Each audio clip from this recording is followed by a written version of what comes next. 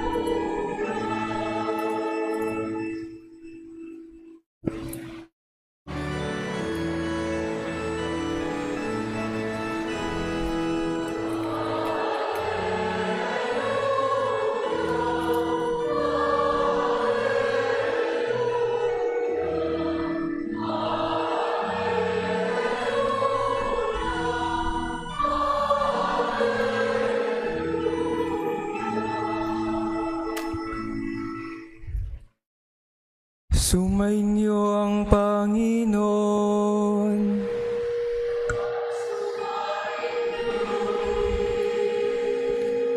Ang mabuting balita ng Panginoon ayon kay San Juan.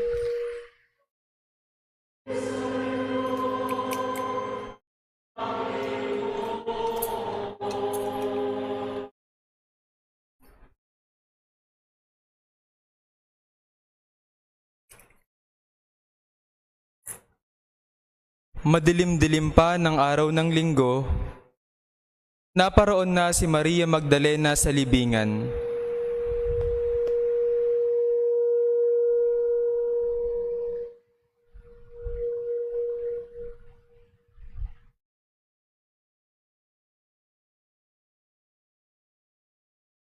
Naratnan niyang naalis na ang batong panakip ng pinto sa libingan. Dahil dito, patakbo siyang pumunta kay Simon Pedro at sa alagad na mahal ni Jesus at sinabi sa kanila, "Kinuha sa libingan ng Panginoon at hindi namin alam kung saan dinala." Kaya't si Pedro at ang nasabing alagad ay nagpunta sa libingan. Kapwa sila tumakbo, ngunit si Pedro ay naunahan ng kasamang alagad. Yumuko ito at sumilip sa loob. Nakita niyang nakalagay ang mga kayong lino, ngunit hindi siya pumasok. Kasunod niyang dumating si Simon Pedro at tuloy-tuloy itong pumasok sa libingan. Nakita niya ang mga kayong lino at ang panyong ibinalot sa ulo. Hindi ito kasama ng mga kayong lino, kundi hiwalay na nakatiklop sa isang tabi. Pumasok din ang alagad na naunang dumating. Nakita niya ito at siya'y naniwala. Hindi pa nila nauunawaan ang nasasaad sa kasulatan na kailangan muling mabuhay si Jesus. Ang mabuting balita ng Panginoon. Manatili pong nakatayo.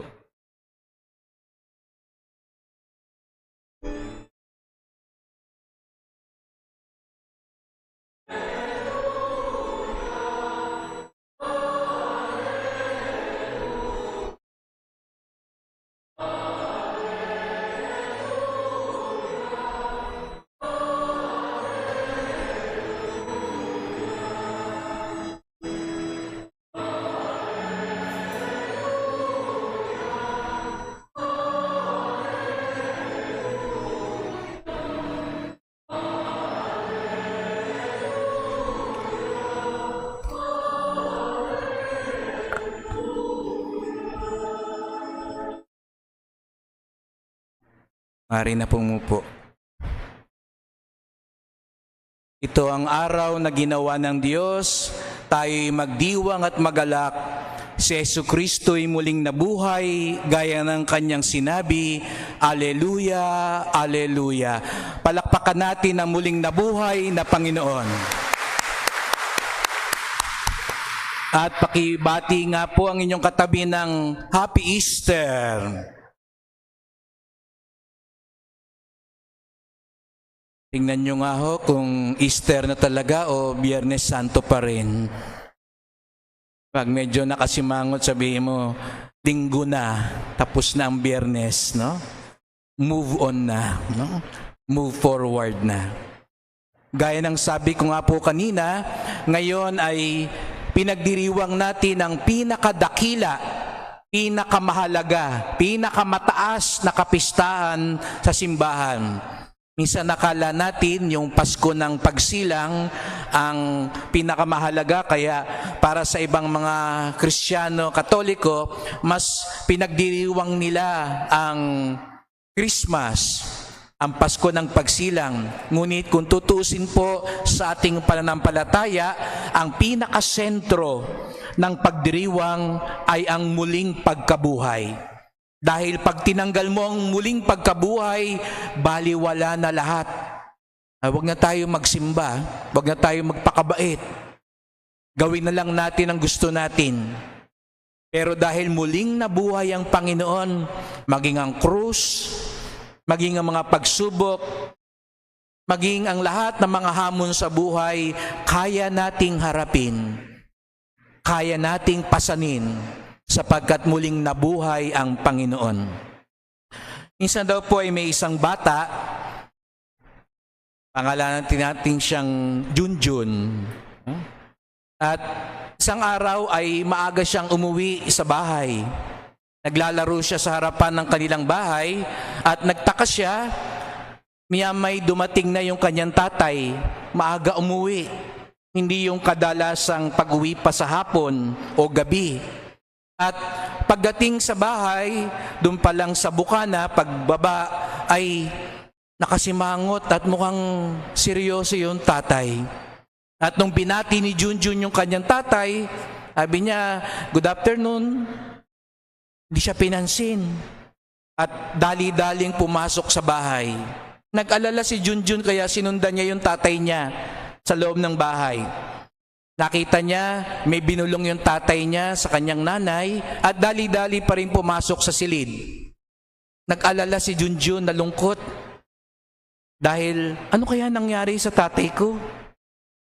Nilapitan niya yung kanyang nanay, sabi niya, "Ma, ano nangyari kay tatay? Mukhang seryoso siya.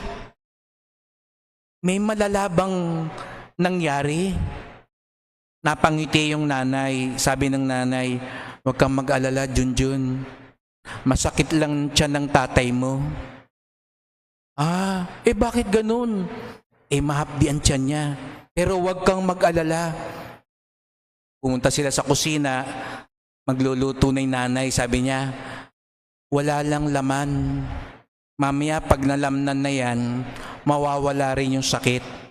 Ganun po ba? Oo, kaya huwag ka na mag-alala. Kaya lang may sakit yan, walang laman. Pag may laman na, okay na yan. Nawala na yung kaba ni Junjun. Sabi niya, "Ay, lang naman pala." Nagtuloy siya sa paglalaro. Kinabukasan, pumasok na siya sa eskwela. At habang sila'y nagkaklase, maya-maya, napansin niya yung teacher, biglang napaupo. At pag-upo ng teacher, biglang nagseryoso ang mukha at namutla. Tinigil niya yung pagtuturo at napayuko yung teacher. May hawak sa ulo. Sabi niya sa mga estudyante, "Sandali lang ha. Masakit kasi ang ulo ko." At tumahimik yung teacher, hawak-hawak yung ulo. Lumapit si Junjun. Sabi niya, Ma'am, bakit? Masakit ang ulo ko eh. Ang sakit." Sabi ni Junjun, Huwag kayong mag-alala, ma'am. Pag nalamnan yan, mawawala ang sakit sa ulo mo. Kaya lang may sakit to kayo ngayon sa ulo, baka walang laman ang ulo. Tinignan ko kung sino yung nakaintindi ng joke ko. No? Ayan, tumawa na. No? Gusto niyo bang ipaliwanag ko? No? Minsan sa ating buhay, mga kapatid, akala natin pag sinabing walang laman, pangit, malas, o hindi maganda. Siguro nga po, paminsan-minsan, pag sinabing walang laman ng tiyan, walang laman ng bulsa, walang laman ng pitaka, walang laman ng ref, walang laman ng tukador, pakiramdam natin parang hindi maganda. Pero ngayong araw na ito, mga kapatid, narinig natin walang laman ng libingan. At sa halip na ito'y pagmulan ng kalumbayan at kawalan ng pag-asa, ito pa nga ang hudyat ng pag-asa. Walang laman ang libingan ni Jesucristo. Yung lugar na kung saan akala ng kanyang mga kaaway, tatapusin siya. Yung lugar na akala ng mga masasama, nagtagumpay sila. Walang laman. Pag nagpunta po kayo ngayon sa Jerusalem, ang isa sa pinakabanal na simbahan ay yung tinatawag na Santo Sepulcro.